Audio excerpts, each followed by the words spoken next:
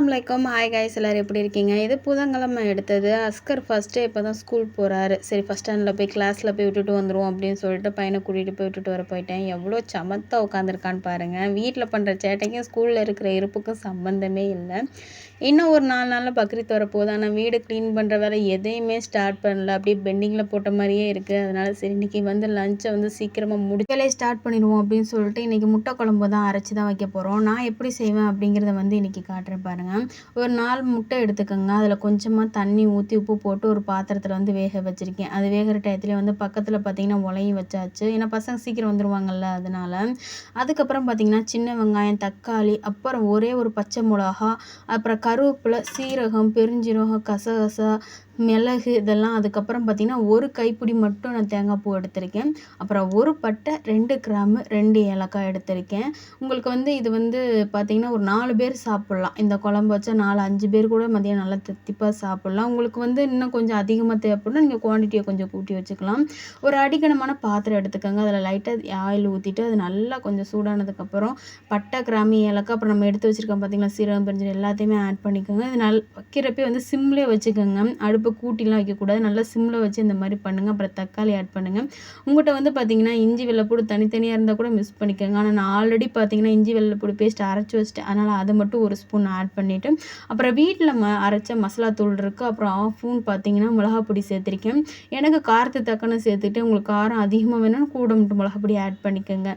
அதுக்கப்புறம் நல்லா வதக்கிக்கோங்க. வதங்கினதுக்கப்புறம் பார்த்திங்கன்னா நம்ம அடுப்பை ஆஃப் பண்ணிவிட்டு அதுக்கப்புறம் வந்து தேங்காய் பூ போட்டு மிக்ஸ் பண்ணி லைட்டாக வதக்கி விட்டாலே போதும்.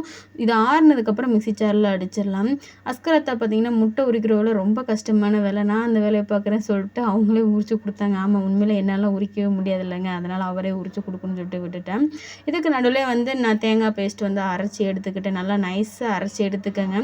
இப்போ எப்படி தாளிக்கிறதுன்னு பார்த்துக்கலாமா? ஒரு பாத்திரம் எடுத்துக்கோங்க. அதில் கொஞ்சமாக பெருஞ்சீரகம், கருவேப்பிலை, அதுக்கப்புறம் வெங்காயம், இது எல்லாமே நல்லா வதங்கினதுக்கப்புறம் பார்த்திங்கன்னா ஒரு 1/2 ஸ்பூன் பார்த்திங்கன்னா மிளகாப்பொடி போட்டிருக்கேன். ஏன்னா நான் ஆல்ரெடி காரம் கம்மியாக தான் போட்டிருக்கேன். அதனால் கூட மட்டும் கொஞ்சம் காரம் இருக்கட்டும் அப்படின்னு சொல்லிட்டு ஆயிலில் வந்து கொஞ்சமாக 1 ஸ்பூன் மட்டும் மிளகாப்பொடி போட்டு மிக்ஸ் பண்ணிவிட்டு, நம்ம பேஸ்ட் அரைச்சி வச்சுருக்கோம் பார்த்திங்களா, அதையும் மிக்ஸ் பண்ணிடுவோம் அப்படின்னு சொல்லிட்டு அப்ளை பண்ணிக்கிட்டேன்.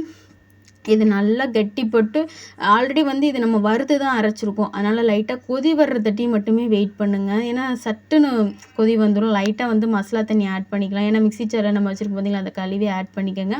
அப்புறம் உங்களுக்கு குழம்புக்கு எந்த அளவுக்கு தண்ணி வேணுமோ அந்த அளவுக்கு நீங்கள் தண்ணி மிக்ஸ் பண்ணிக்கிட்டாலே போதும். லைட்டாக உப்பும் போட்டுக்கோங்க. இந்த ஸ்டேஜில் நான் உப்பு போடுறத வந்து எடுக்கிறதுக்கு மறந்துட்டேன், அதனால் நான் சொல்கிறேன். கொதி வர தட்டி வெயிட் பண்ணுங்கள். நல்லா கொதித்ததுக்கப்புறம் பார்த்திங்கன்னா வேக வச்சுருக்கோம் பார்த்திங்களா, அந்த முட்டையை வந்து நீங்கள் 4-5 கீரலாக கீறி இந்த முட்டையை வந்து இதில் ஆட் பண்ணிக்கலாம். இல்லை அப்படின்னா நீங்கள் முட்டையை வந்து உடச்சி கூட இதோட மிக்ஸ் பண்ணி உடச்சி ஊற்றின முட்டை குழம்புன்னு சொல்லுவாங்களா, அந்த மாதிரி கூட நீங்கள் ட்ரை பண்ணி பார்க்கலாம். ஆனால் எனக்கு வந்து இதுதான் ஈஸி மாதிரி இருக்குது. ஏன்னா ஆளுக்கு ஒரு முட்டையை கொடுத்துடலாம், யாருக்கும் பிரச்சனை வராது. பட் இதில் கூட இந்த உடச்சி ஊற்றணும் பார்த்திங்கன்னா, என் முட்டை ரொம்ப சின்னதாக இருக்குது, உன் முட்டை பெருசாக இருக்குது, அப்படிலாம் பஞ்சாயத்து வரும்.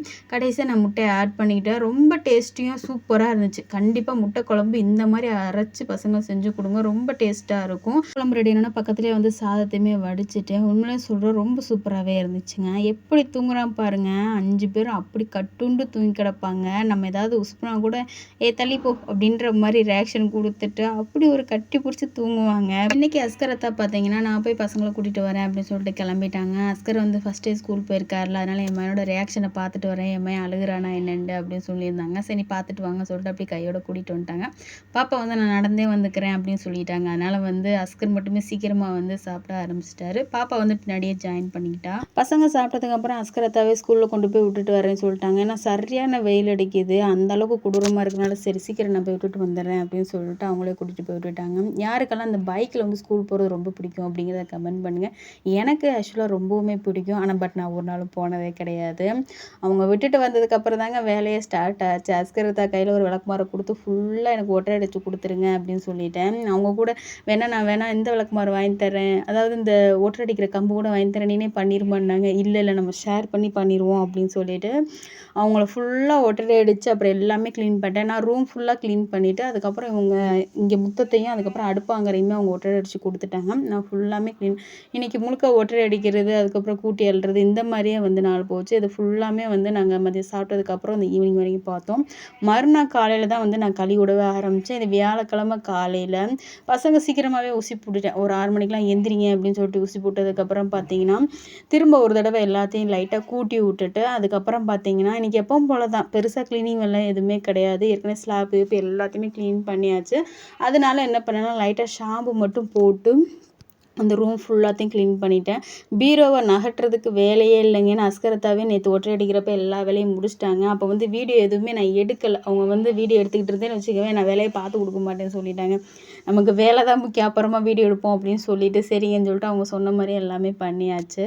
வீடு கழுவி விட்றப்ப பார்த்தீங்கன்னா அந்த தண்ணி போகிறதுக்கு ஒரு சின்ன ஓட்டை போட்டு வச்சுருப்பாங்க அந்த ஹோல் மாதிரியே. அது ரொம்ப குட்டியாக இருக்கிறதுனால அந்த மூலையில் மட்டும் தள்ளிக்கிட்டே இருக்கணும். அது மட்டும்தான் கழுவி விட்றப்ப கொஞ்சம் கஷ்டமாகவே இருக்கும். அதுக்கப்புறம் அஸ்கரத்தை வந்து மோப்பு போட ஆரம்பிச்சிட்டாங்க. ஏன்னா பசங்களை வந்து சீக்கிரமாகவே ஸ்கூலுக்கு அனுப்பணும் அப்படிங்கிறனால தொடச்சி விட்டோம்னா அது சீக்கிரமாகவே காஞ்சிரும் அப்படிங்கிறனால அப்படி நான் வாசலையுமே அலசி விட ஆரம்பிச்சிட்டேன்.